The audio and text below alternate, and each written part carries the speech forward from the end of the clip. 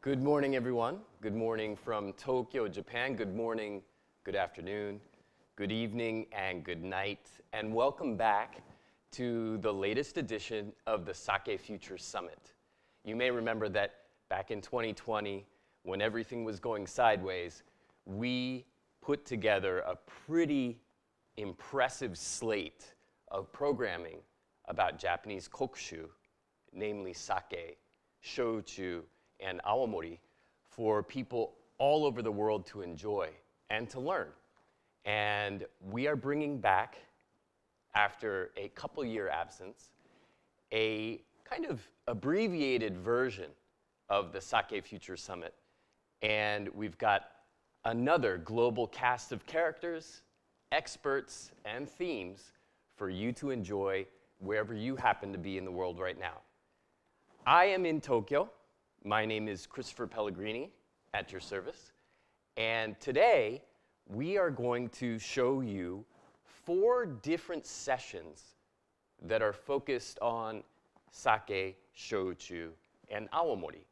We have experts, we have fans in the audience, and we are ready and raring to go. The first session today that is actually embodies this entire theme of the internationalization of kokushu is a multinational conversation that's going to be happening live, beaming to you wherever you are in the world, and we encourage you to participate. Please ask questions, please comment, and at the end of the sessions, all 4 sessions today, and all 4 sessions next week, we will have a chance to interact between the studio, some of the experts around the world, and yourselves. So don't hold back. Let us know what you're thinking.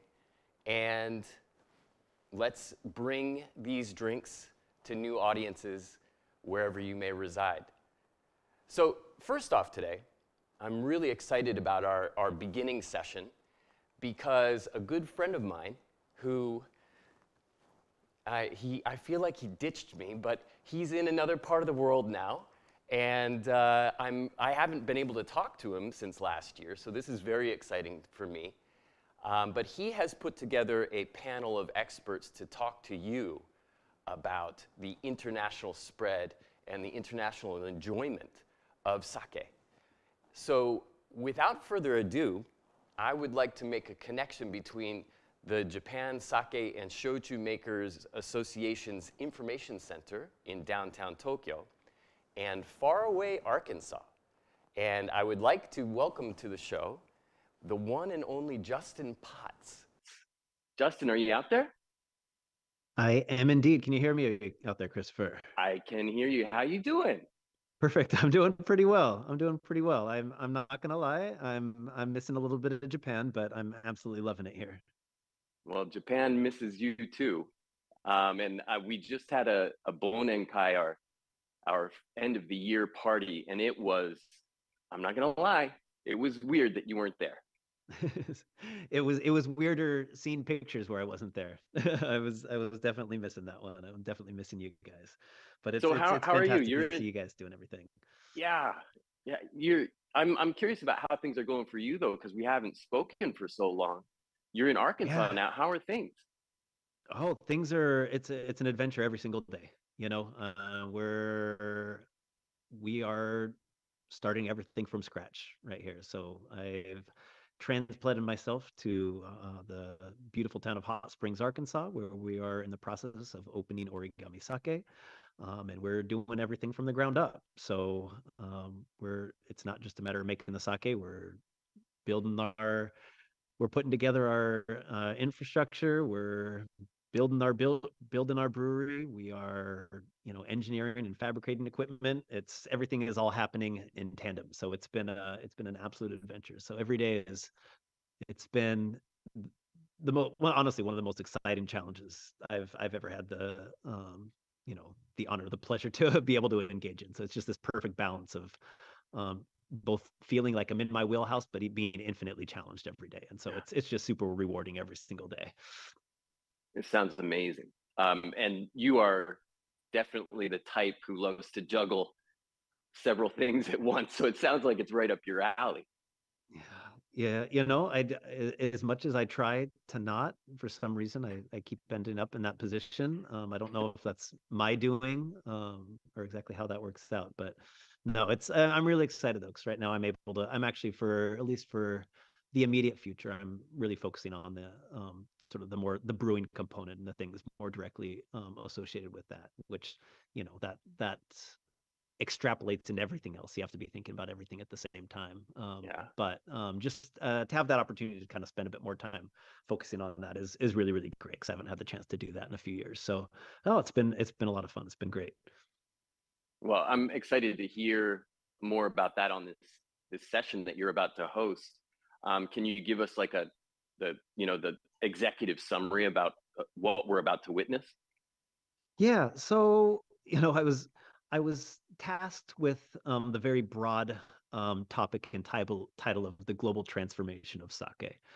Mm, And which the second you stick the word global in there, you're talking different regions, you're talking different countries, and every single country and region obviously comes with its own, you know, um, legal and regulatory differences, cost, economic differences. There's so much nuance to every single market. It's a challenge to try and wrap everything into one sort of global definition or one singular global perspective. But we sure. were actually just kind of talking with right before we got on here. One of our panelists here, Lorenzo, he was saying, gosh, this is actually such a special opportunity to be able to bring everybody together, because so many markets, they spend so much time siloed out, in their own space, speaking amongst themselves. Whereas if you take the time to step back every now and then, and sort of pull the lens back just a little bit further and get a little bit of more perspective as to how um, other people in other parts of the world are approaching and engaging with, in this case, sake and shochu. That may very well go to inform, how people in other parts of the world might tackle new challenges, or introduce those fantastic beverages to people. So we kind of take it for granted that we're sort of connected with everyone all the time, but the amount of time that we actually spend sitting down and just dedicating a block of time to doing that is it's fewer and further between than we often think it is. And so it's a pretty great opportunity, and so I feel very honored and humbled to be able to kick the summit off with this particular session today. Yeah, getting started with a big group of very important, influential people from the sake world, based all around the world, as you said. And so there's no better way to get this started, I think. We were just watching one of the episodes from 2020, one of the earliest episodes, and it's just it's really fun to see how far things have come. Is I guess what I want to say here. How the recognition of these drinks has come up. There's a lot more knowledge out there. We're not just talking about the basics anymore, and that's of course part of your legacy, having started this whole thing back in 2020 and putting your back into it every single day for months. And there's no better person to be kicking us off this year, I feel. So thank you so much for joining us from Arkansas. And I really wish you all the luck in the world with origami. It's going to be so exciting to see what you guys are able to do over there, and how it fits into all the other exciting things that your guests are going to be talking about with us in a couple of minutes. So with that, let me hand it over to you. You take the reins. I'm going to be in the background, and everybody out there watching right now, please don't be afraid to ask questions. Drop your comments in the chat on YouTube, and I will be watching the conversation. And if I find any good questions, I'm going to bring them up during the Q&A at the end. So, Justin, thank you so much. Over to you. Thank you, Mr. Pellegrini. I appreciate it. Excellent. I guess that means it is time for us to get started. So I guess once again, thank you, Chris. Thank you to the Japan Sake and Shochu Makers Association, and to everybody who's helped make this event possible. I'm absolutely honored and humbled to be helping kick this off this morning, evening, wherever you're at. My name is Justin Potts. I'm the producer and one of the co-hosts over at Sake on Air. And now, as we just discussed, as of recently, the director of brewing relations over at Origami Sake in the heart of rice country here in Arkansas. Today, our topic at hand is the global transformation of sake. And as we were just discussing, this is a very vast and broad topic that carries with it different weight and different nuance in different corners of the globe and different regions. However, we're going to try to paint in slightly broader strokes, provide a little bit of more of a macro perspective as to what the past couple years brought about for the world of sake, what we're facing currently and in the year ahead. And then we'll see if we might be able to sort of peer into our crystal balls a little bit and sort of imagine what a future of sake will look like in the relatively near future. Today, I am super excited and very humbled to be joined by three trailblazers in their own right, in their own territories, in different places across the globe. Today, I am joined by Monica Samuels, who is the Vice President of Sake and Spirits over at Vine Connections and heading up the Kome Collective initiative, focusing on Japanese sake and spirits. I'm also joined by Lorenzo Ferraboschi, who is the CEO of Sake Company, based out of Milan, as well as Hugo Chen, who is the manager over at your place for all things sake in Hong Kong, Sake Central. First and foremost, a huge thank you to the three of you for taking time to stay up. Some of you folks are staying up really late. Some of you folks are staying up or getting up very early.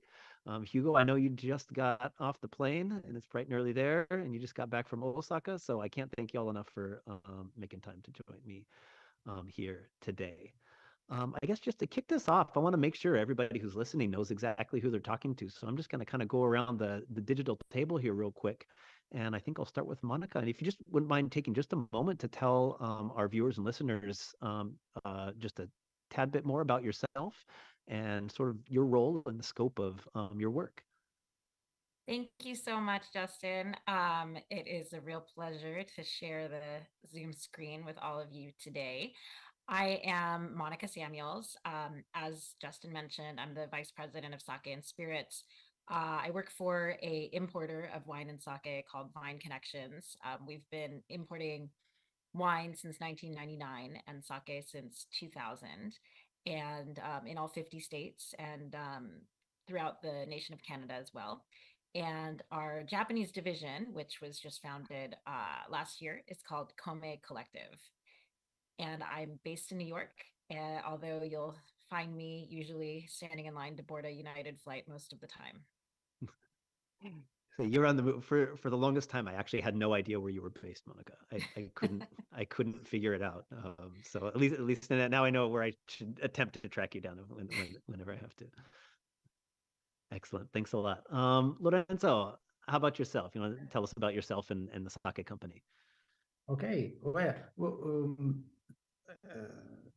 Thank you for this opportunity, first of all, to Justin and all the organization and Christopher and the summit. I'm based in Milan. I'm the founder of Sake Company. It's a vertical sake specialized import and distribution company based on culture, meaning explaining what sake is and then selling it, because that's not taken for granted, not to be taken for granted in Europe yet. So we do education and we do sales, education first, I would say. Along with Sake Company, in 2016, we also created Sakeya, which is a restaurant. It's like a gym for us, where you can train sake pairing with food.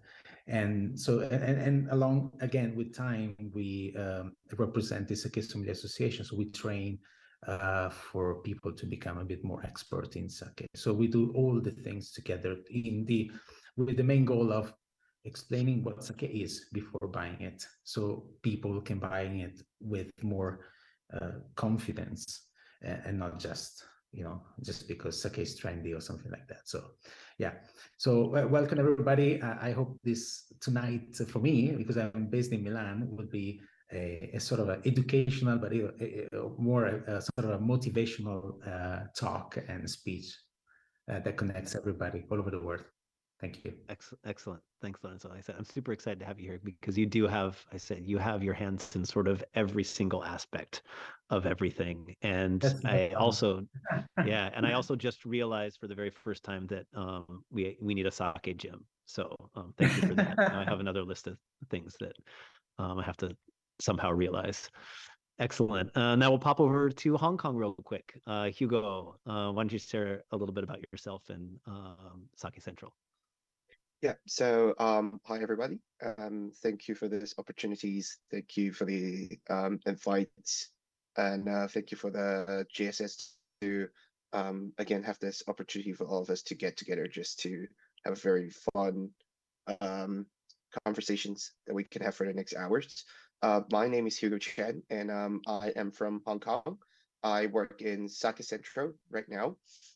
Sake Centro is a place that we'll teach, we educate, we help people to understand sake within from our own perspective. We do sake pairing inside our shop as well. I myself used to work in investment and asset management just a couple of years ago. So I actually come from a very different perspective from most of the people that is from this industry, I would say. So I fell in love with sake over 6, 7 years ago, and I just have a reckoning that I would really love to do something that I like, and I figured sake is one of the things that I really, really want to do. So I just dip my hands in and find a place like Sake Centro that has welcome arms, so many different scoops of works that I can do, investments, working with the governments, not just from Japan, but also from Hong Kong and other places as well. So it's a very, very fun journey for me. And it gets me to here right now.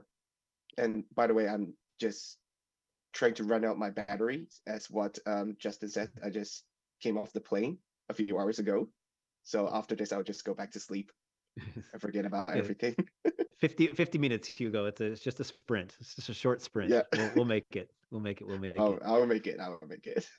Excellent. Well, I'm super excited also, obviously, that you're on here as well too. I said you bring some of that financial perspective, which arguably the industry lacks in some degree. And if there's one thing that the sake and sochu industries could use, it would be a little more funds and funding. So I hope you'll be able to chat a little bit about that, and we can lean on some of your expertise as we dig in here.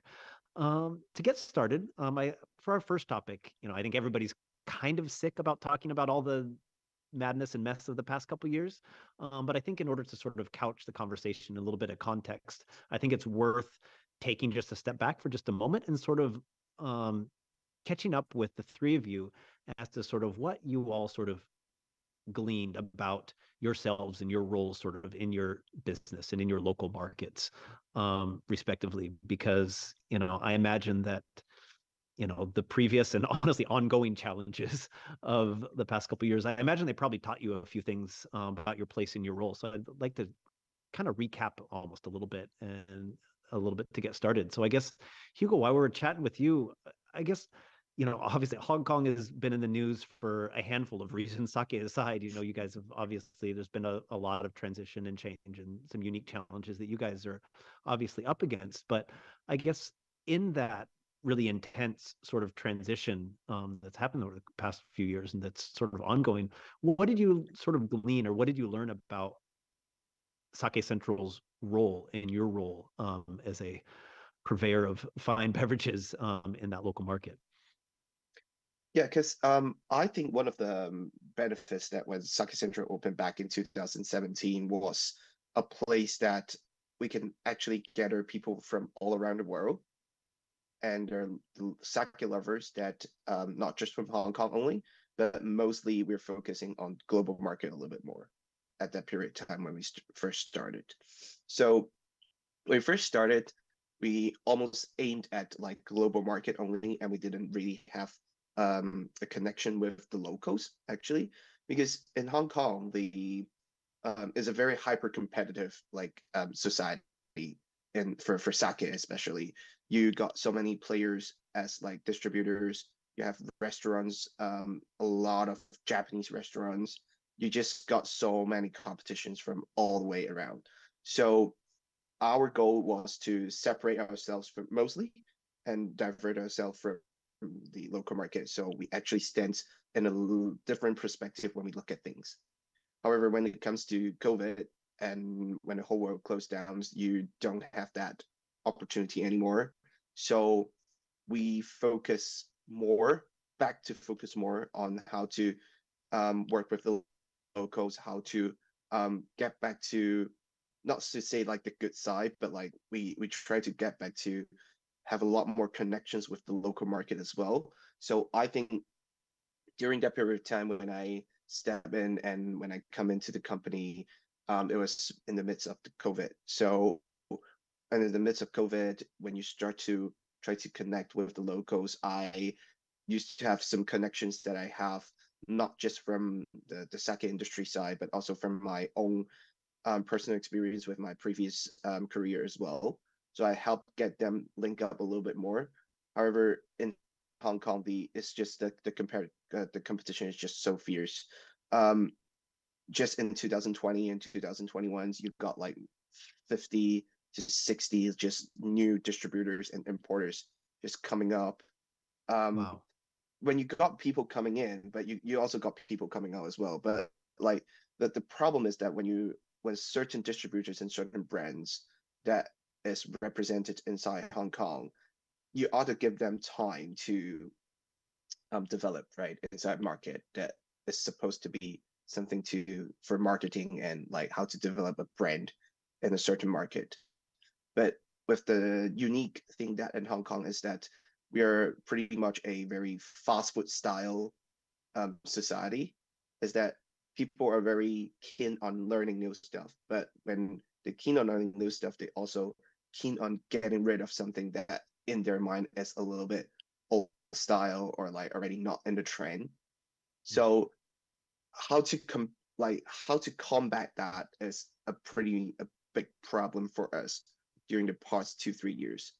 And also for my perspective is that like in Hong Kong, with the midst of change and everything, there are a lot of like people that is actually leaving Hong Kong.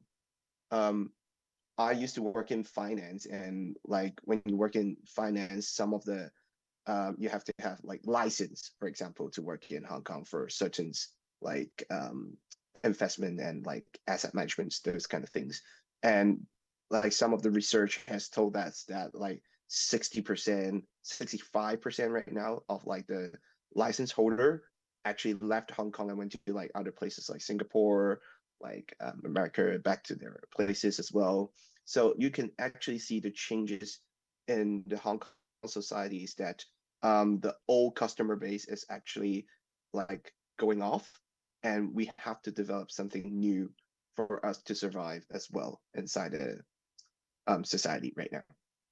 Yeah, I mean that's gotta be a massive. I mean, just that influx of different clientele. That, I mean, it has to be incredibly intense. I mean, because you're in a place where you're working with, in a sense, your own product, things that you're bringing in or distributing or whatnot, but also working with those different distributors to bring in product and different things to your space in order to educate and share. And at the same time having to basically create a new local customer base. I mean, that must have been incredibly intense.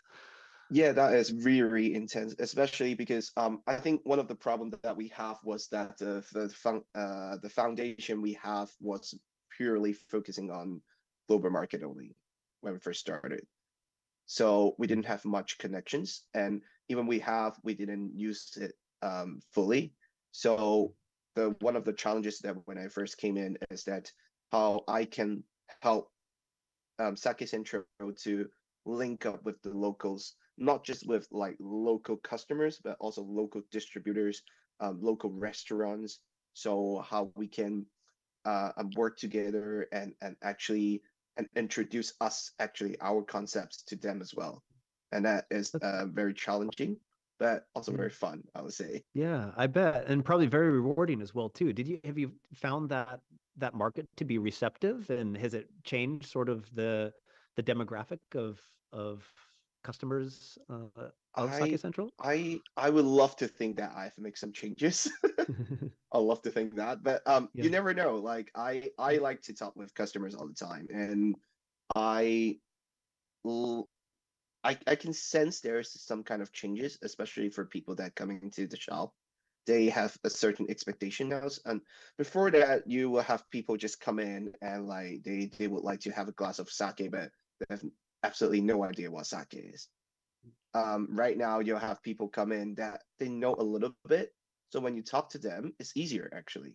But in the same time, it's much more challenging as well because you're talking about educations now. You have to talk about like how you can guide them through certain kind of like situations when you stumble in on like drinking sakes, like what kind of taste you're going to have, what kind of aroma you're going to expect, like those kind of things. But I overall is really really fun, I would say. Yeah, I bet that's got to be super rewarding. Awesome. Yeah. I say I've got a couple things I want to get back to on that, but I'm going to kind of go around the table a little bit. I guess we'll pop over to Monica maybe. 'Cause I mean, Monica obviously covering the US, 50 different states, and all of Canada. I mean, covering 50 different states in the US is more or less the equivalent of covering 50 different countries pretty much in some respects. And so, you're not looking at how, you know, changes and turmoil or affecting a single entity, but it's all those different places. So, how did you guys work through that?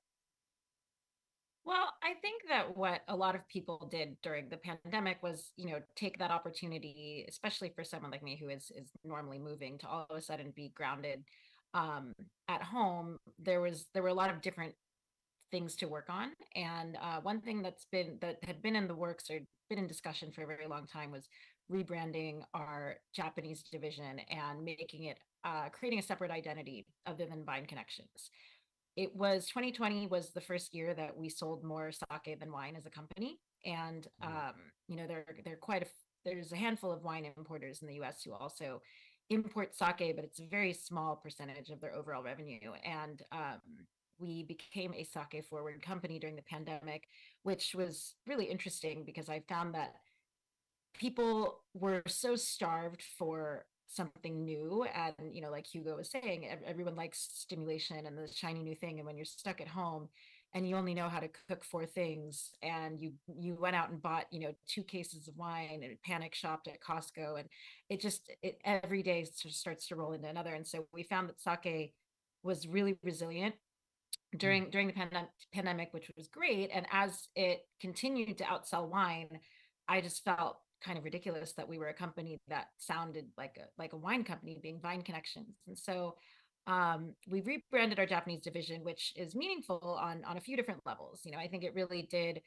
show the industry that we were doubling down on the category, and that we really believed in the runway for sake being very, very long. And we're making a meaningful investment in that future.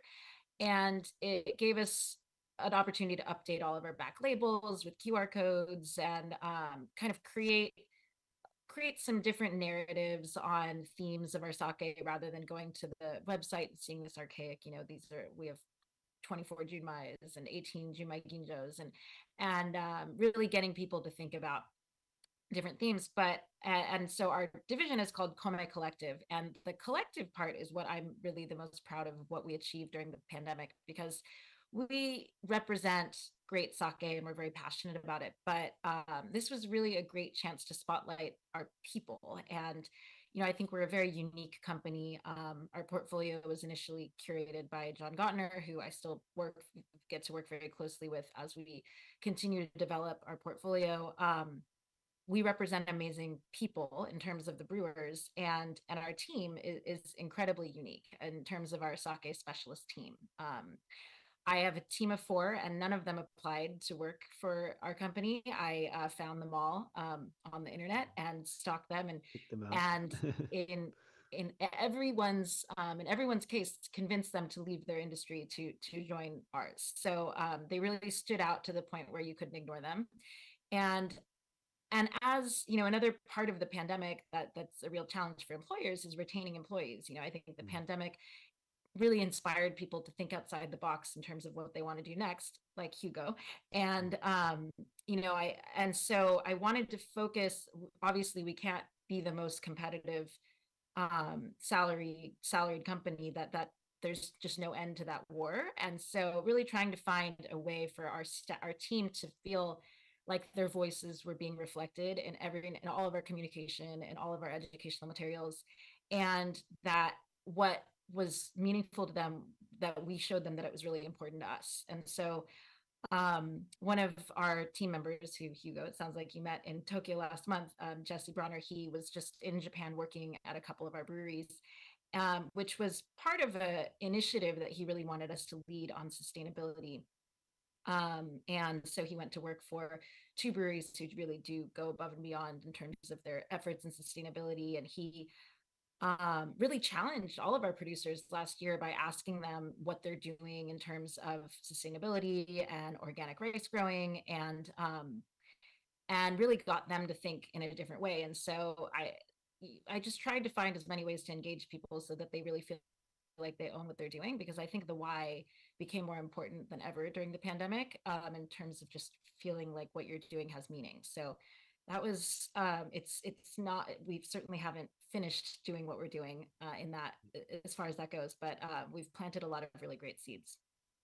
Oh, no, that's fantastic. So it's like it can't, I mean, it can't be emphasized enough, right? I mean, staffing challenges and things like that are ongoing, especially in, you know, the food industry and the restaurant industry and things like that. Is how do you keep people, you know, and good people around that are doing good work, you know, and that want to do good work, you know. And so it's starting to come down to the question of why. And I think that's going to inform a lot of probably what we end up doing in the direction we end up taking things probably in the next couple of years, is sort of doubling down on that why, because it's becoming so much more important to people. So that's super exciting to hear that's a space that you guys really committed to and invested that time and energy in. That's beautiful. I like that a lot.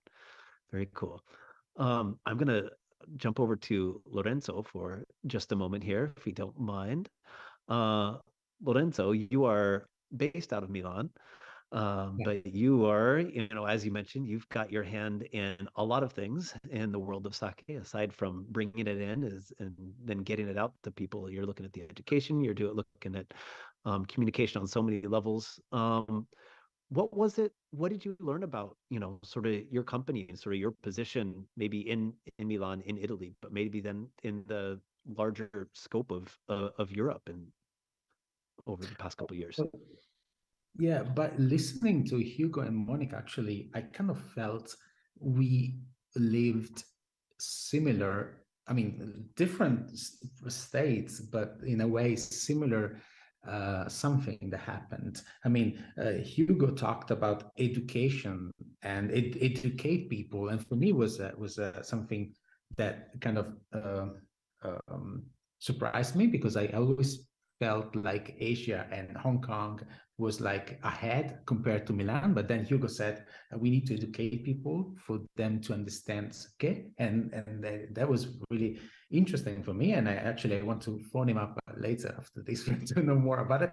And then Monica said that they brought something more, something new, something, you know, to become the sake-driven company, which for me, America is a country that actually drinks so much more sake than Europe. So I listened to Hugo and Monica like the 2 people that are ahead a few years compared to Europe. So for me, they're like telling me what's going to happen. Yeah. And what happened during the pandemic, it's that we changed our company. We started to stop selling sake and thinking, because we used to sell to B2B, as we say, so business to business, restaurants, hotels, and those places were stopped, were closed. So we needed to change. and we needed to change it. And we needed, because we're small, we changed quickly, and we needed to reinforce and rechange everything. So we focused on education, we focused on explanation, we focused on what's the content compared to the outside. So sake was not.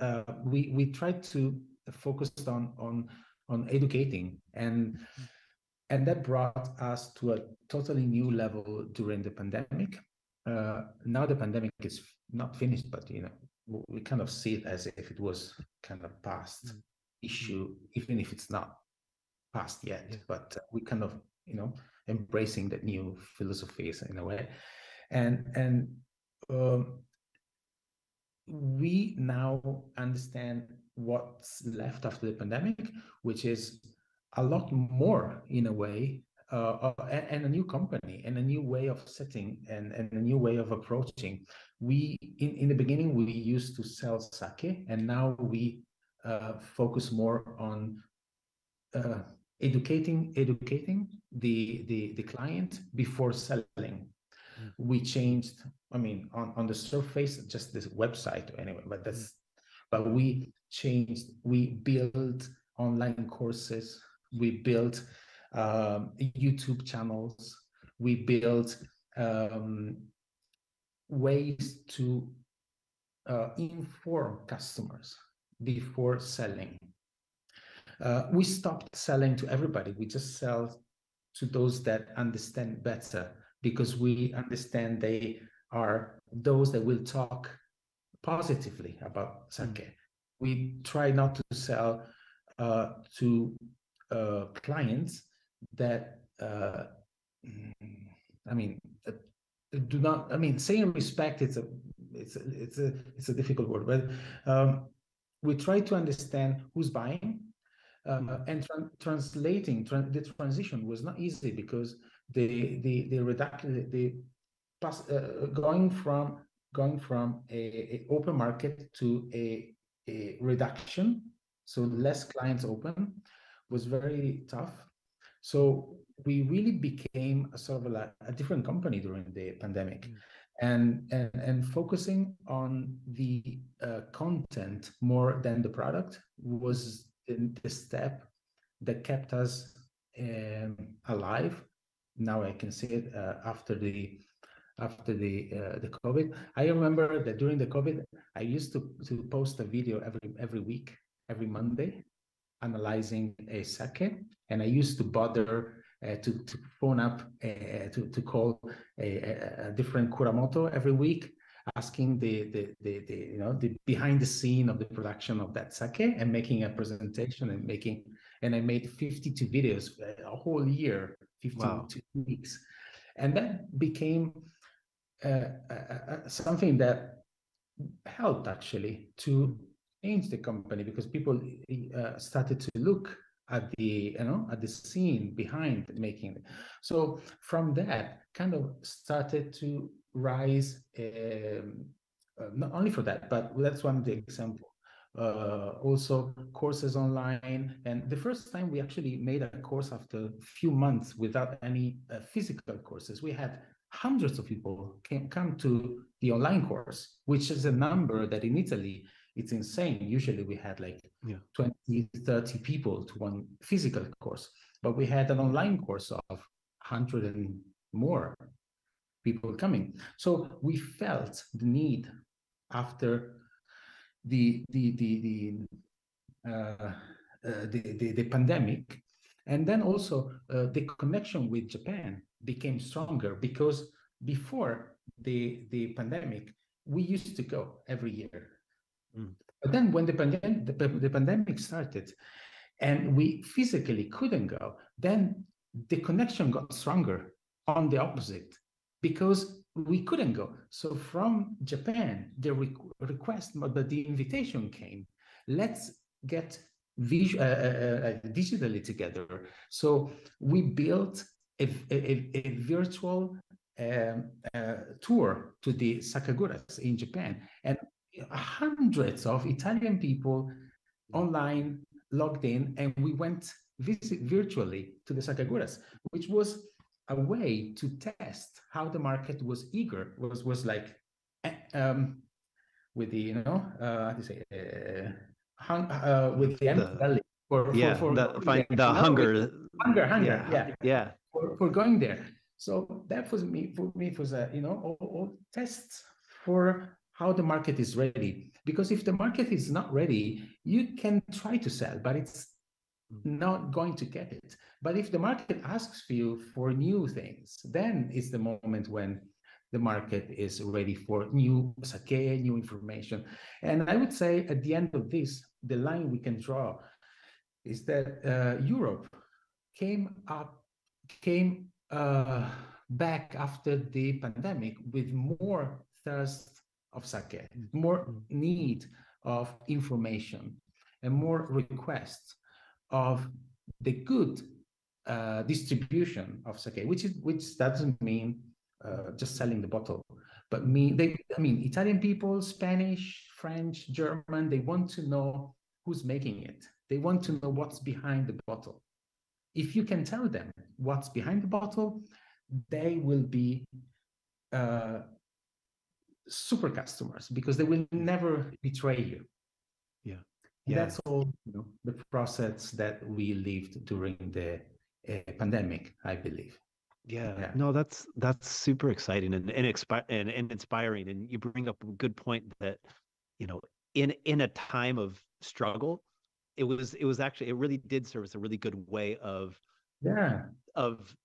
actual, like, real tangible evidence that there is a real hunger out there, and that yes, people do want to know they're ready to go to the next step. And I have to say, Japanese people, Japanese makers, so Kuramoto, Kurabito, and all these people that make sake, they were super, super, super open to share and to open their cameras to us, to testify that they want to be together with us. So that was very moving in some times. So very, very Absolutely. And that's beautiful. And that's actually that idea of sort of communication and that idea of sort of education, I think is obviously it's critical, whether you're talking about sitting in a classroom, doing tastings, or you're educating individuals online, or you're educating distributors, or, wherever that target might be. I mean, based on sort of that experience of the last couple of years, how do we then approach communication and education going forward, and sort of what are the important points and places that might be worth spending more time and energy? Is actually something I kind of want to talk to all of you about and kind of see what you think, because it's right, the way in which people have been able to get information about sake and the different channels, the different means, the volume, the quality has all just grown exponentially. And so I'm curious, so for example, say, Monica, I know that obviously being part of Vine Connections, you all have, I guess, what you could call maybe a sort of a wine approach to communicating and selling sake. And I'm curious to know about, the idea of sort of selling sake alongside wine. You said, your sake sales eclipsed wine as of 2020, which is mind-blowing and super exciting. But sort of how did, I guess, not just sake, but sort of evolutions and changes in the wine market and sort of how you were informing people, how has that sort of gone on to inform how you approach informing or educating your sake customers? And sort of what did you take from the last couple of years, and what are you going to take with you going forward? Well, thank you for that question. I think it's funny how triggering it can be for sake people sometimes to hear the analogy getting a little too wine forward. And I always see people on Twitter saying, like, talking about the merit of discussing terroir if it exists in sake, or why are you trying to put these French words on a sake label? And so I would just like to preface by saying that we're not trying to pretend like sake is wine. But there is an important distinction there. Because of our distribution network, we started as a wine importer. And so our distribution network in the 50 states where there's a 3-tier system, we're aligned with fine wine distributors. And so I always had to talk about sake through the lens of wine to make a wine salesperson feel comfortable enough to go throw a bottle of sake in their bag full of wine. And And I would make these presentations to distributors, and they would say, okay, well, Monica's got a point here. There's a lot of opportunity. I want every one of you to put a sake day on your calendar where you're just going to go sell to sake accounts. And that's not really realistic. Everyone has a lot to do.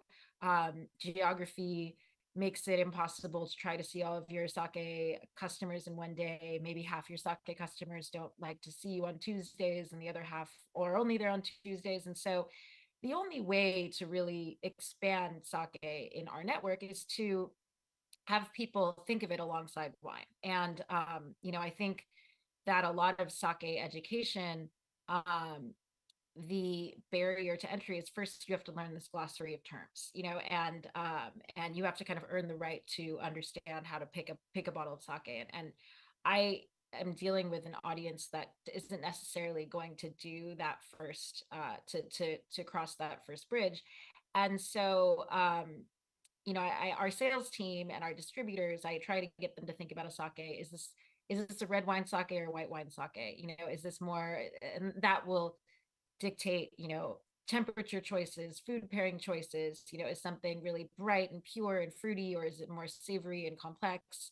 And then also, I think that it helps people to not think about sake as this very specific flavor. I think we've all heard people say, oh yeah, I tried sake before, like sake is not really my thing. And I think that we probably all believe that there is a sake out there for everyone.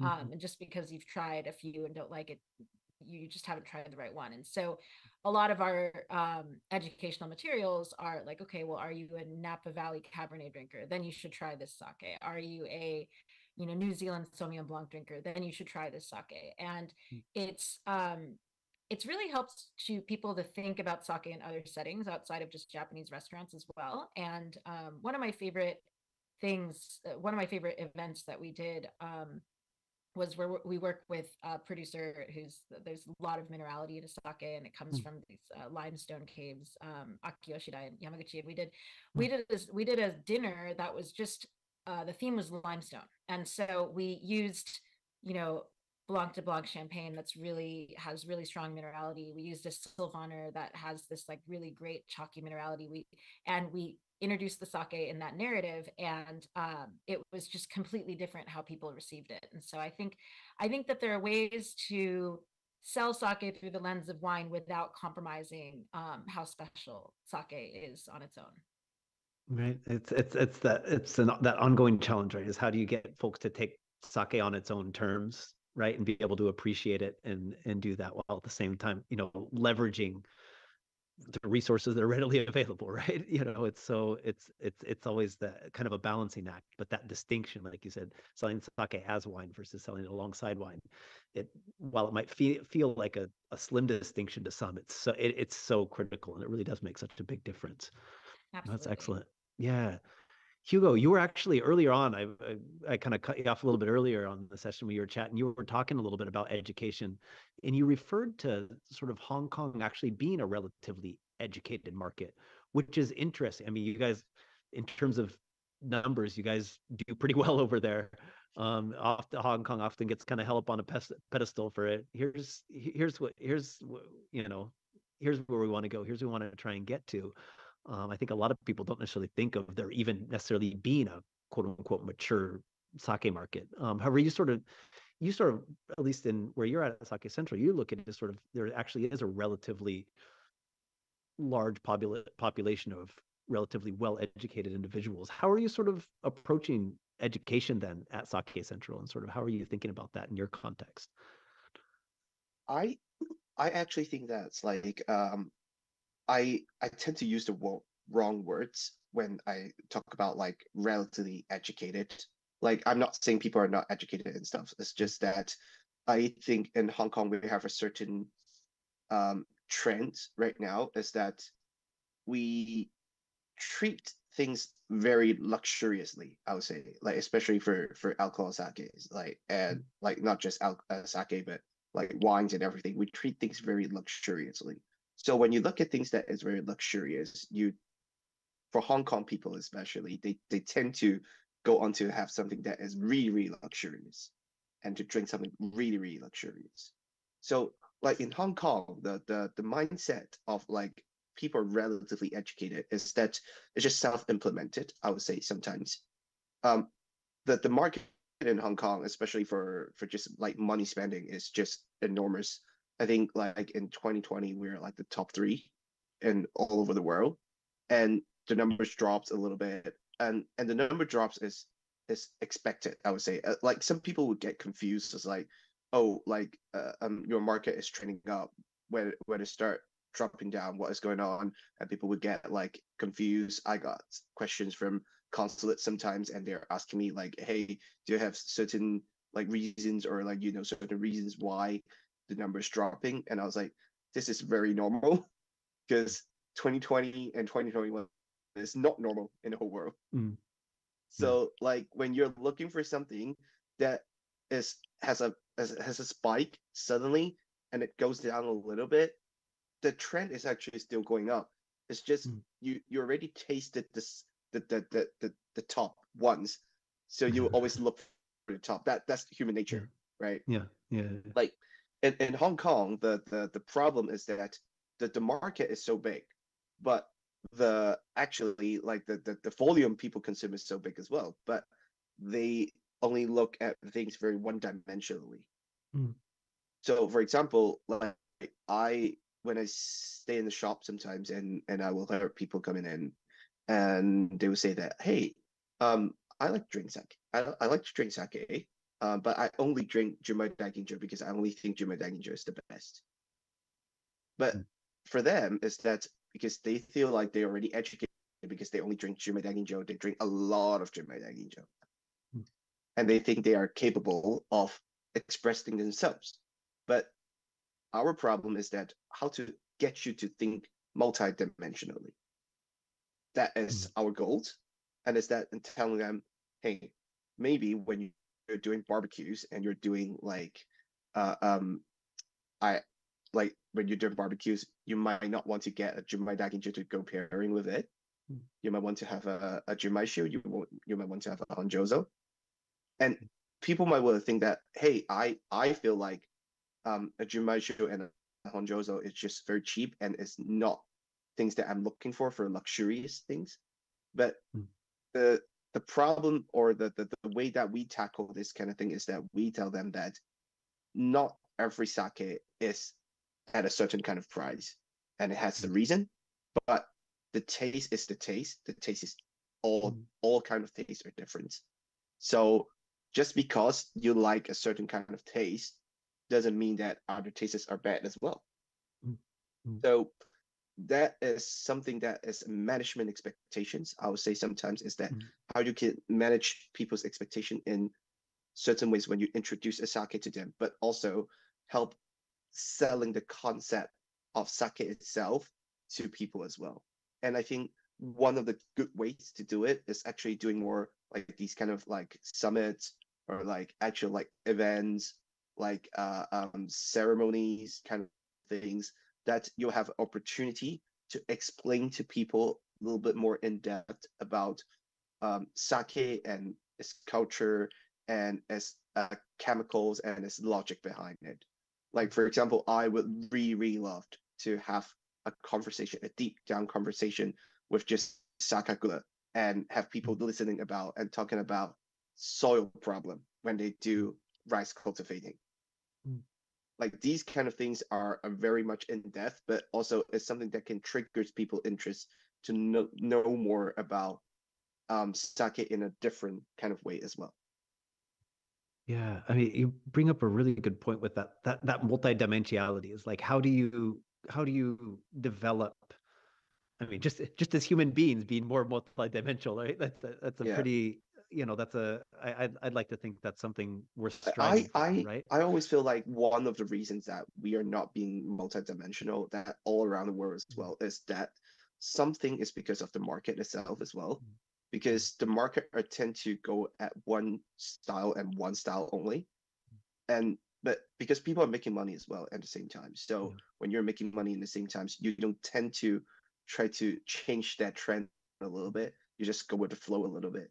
So like in Hong Kong, people are buying Jumai Daiginjo and Jumai Daiginjo only, and you're making money. So in that part, I feel like the industry in Hong Kong also have a certain kind of responsibility to help move things more multi-dimension. That is something that we should work on as well. Yeah, absolutely. It looks like I think Lorenzo's has something. Yeah, jump in there. Can I jump in? Because Please Hugo do. is really like my kind of like Asian other side. Because in Italy in Europe we have similar situation where some countries of Europe believe that Jumaita Ginjo it's the best and Honjozo it's the worst. But for instance, in Italy we don't have that, and to get that point, it took many years of talking education. And again, there is a situation when people don't actually know what sake is. And Italian people, when they go and buy a Chianti, Chianti is a Tuscan wine.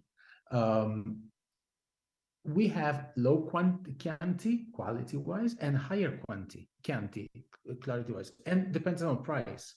So if you think Chianti it's the only one thing, if you spend less, you have lower quality. If you spend more, you have higher quality. But with sake, it's not like that. Because price doesn't depend on quality only. So Jumai will cost less because it's less difficult to make, or it's less, maybe your raw material cost might be less or something. So at the end of the day, there is a bit more to tell for justifying a purchase of sake. And that's actually because Hugo actually brought into this discussion some kind of economical situation. That's something that can become a point of sales. I mean, in Italy, we sell more Jumai than Jumai da Ginjo. When in France, they only sell Jumai da Ginjo. They don't sell almost a bottle of Jumai. I'm not sure which of the two is good, but there are two different situations.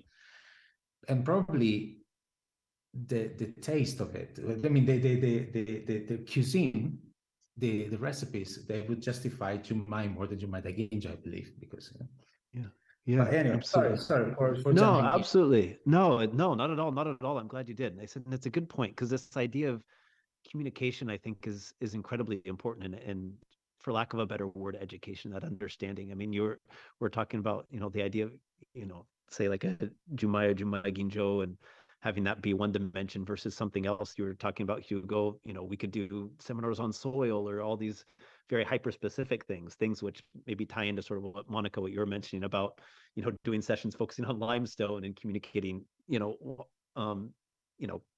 using sort of comparative language to wine and these other things. And there's different approaches to that sort of multidimensionality.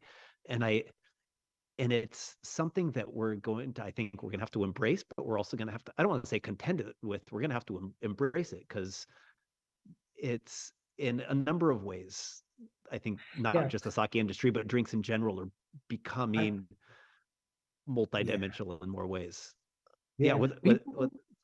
Sorry, because it's very much on my everyday life. So I want to tell what's involving it. So basically, I believe in each country we have a cultural food heritage.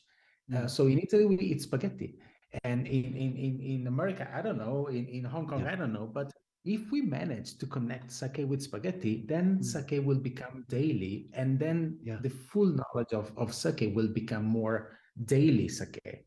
But if you connect sake with sushi and that's it, then we're going to eat sushi and sake and that's it. So the effort is to connect sake with burger, or with a yakitori, or I don't know, with other things which are local in there. So that's why in Italy we're trying to connect sake with Parmigiano Reggiano cheese, which is going to be the main player of this year Milano Sake Challenge, basically. So there's a lot of effort that we need to bring down to the ground to connect local cheese local, not cheese, local food with sake to help people to connect their everyday food and drink style to sake, because sake is a stranger yet.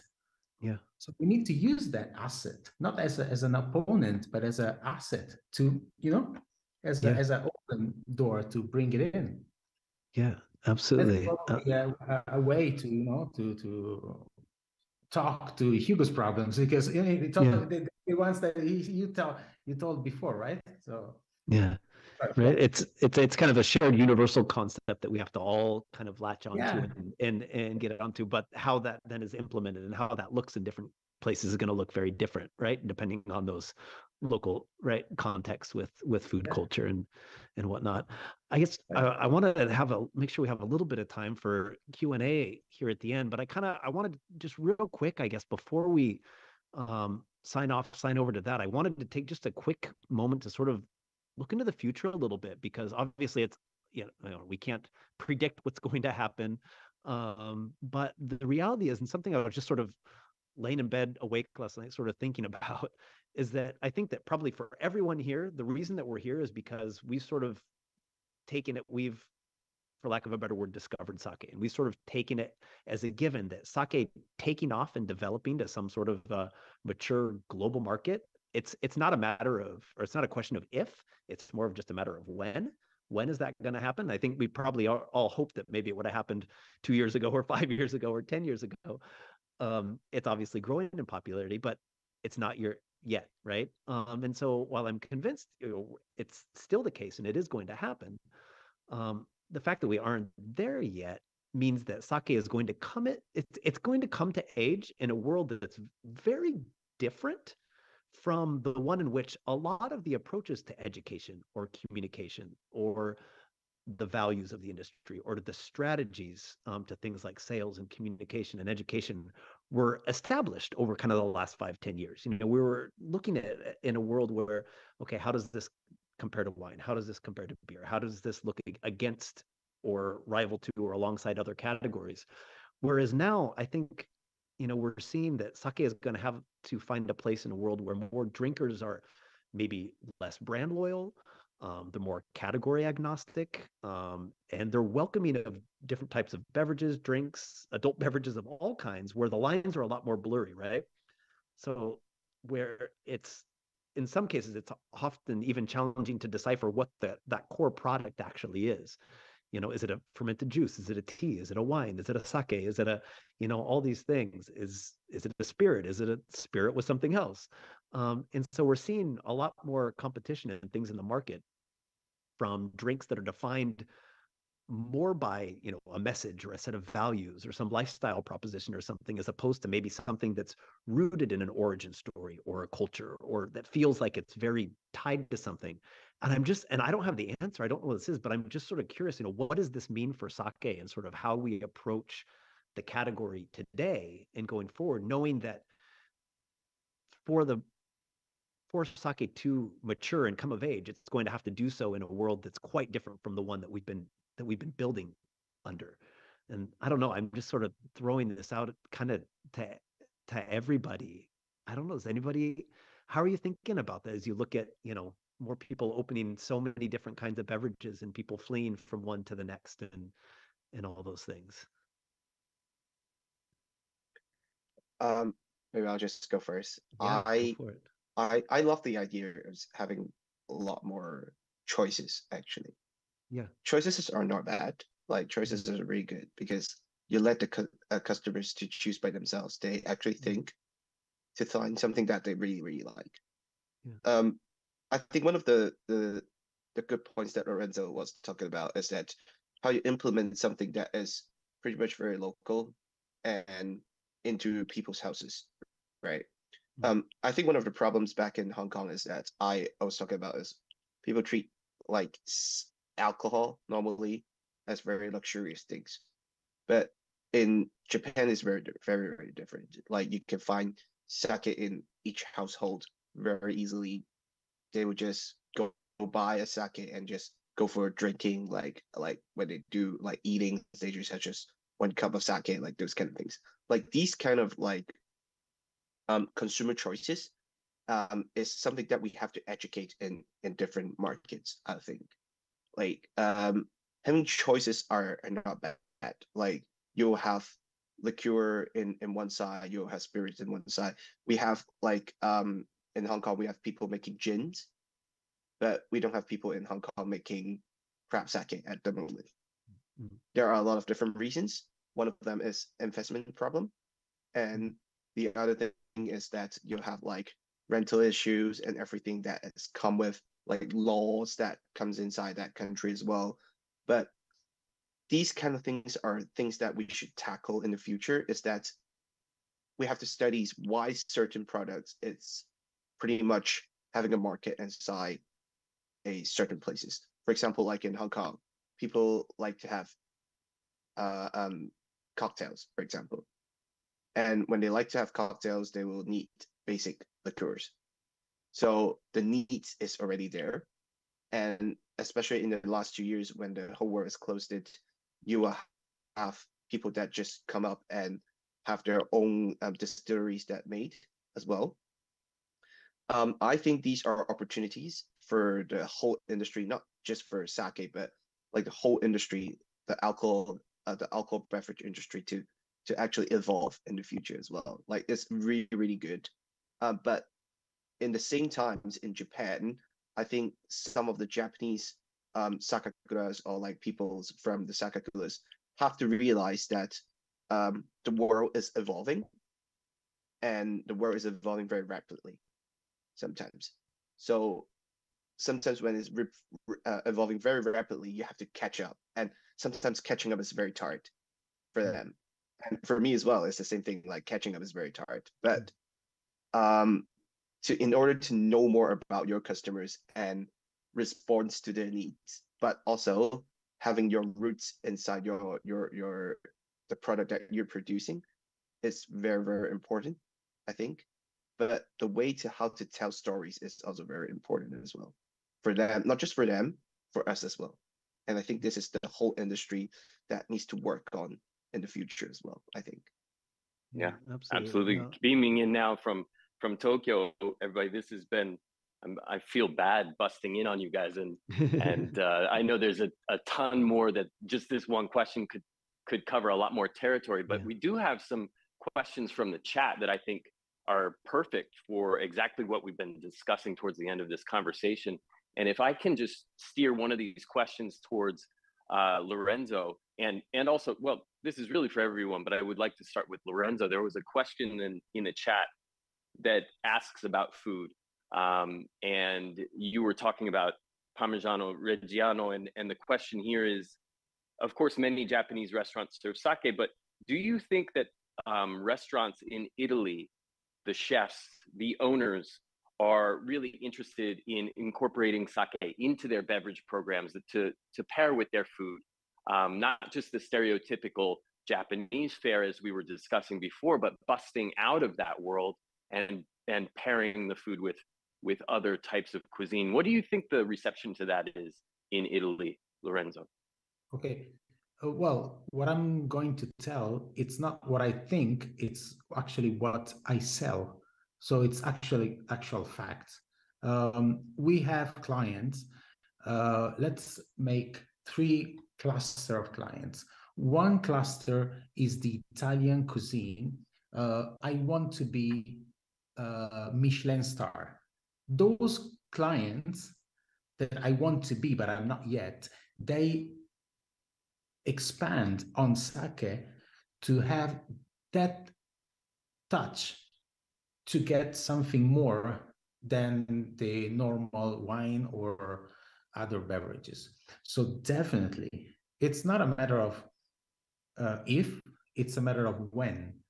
But definitely, Italian cuisine has embraced this sake in a menu of drinks and in the kitchen, in making food for the umami sector and other taste reasons.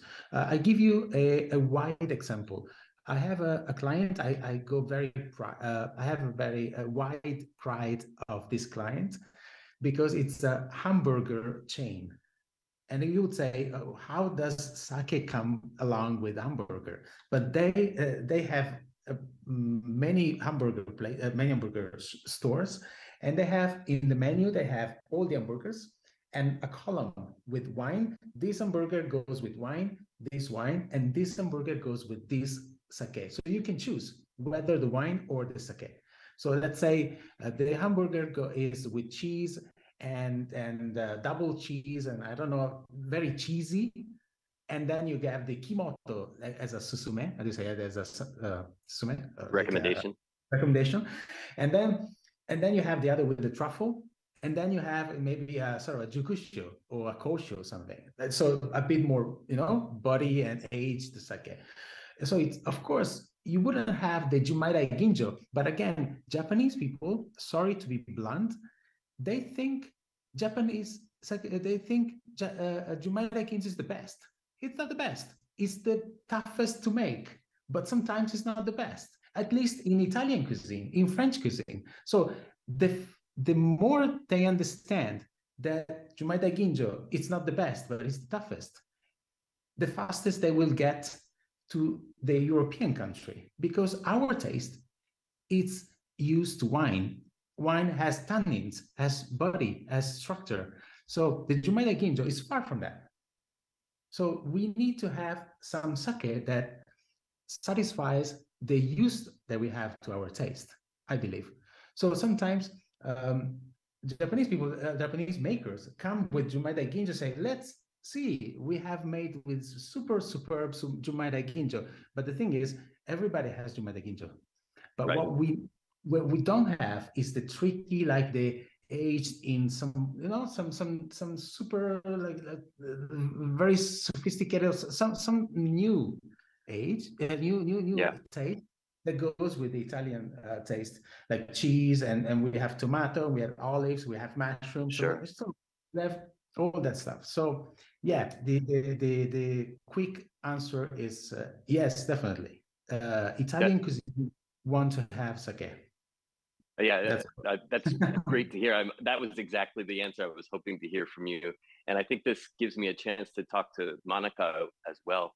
A very similar, to branch off from that question, but bringing this message that aruten or other grades of sake are very much worth your time, and breaking people out of those. It's the education that came years and years ago.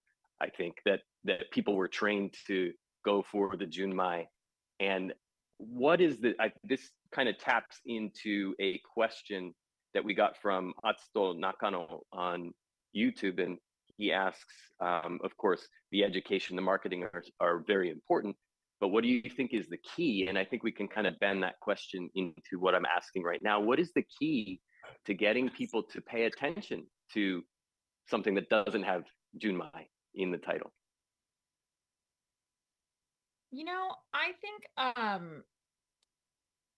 I think that really extolling the art of aruten, I think that there's so much appreciation for the art of blending as it relates to Japanese whiskey. And I think people think about blending. I think it's easy to talk to a chef about it, because it's kind of like putting the seasoning on a dish. You need to, it's not done for financial reasons, which I think if you create a little romance around why this blending is done, and instead of, I think a lot of people kind of introduce aruten apologetically, and I think that junmai translating into pure rice sake inspires these purists who think that pure is better. But I think that I think it's particularly easier to introduce in a wine world, because people are used to cuvées and assemblage and blending in general.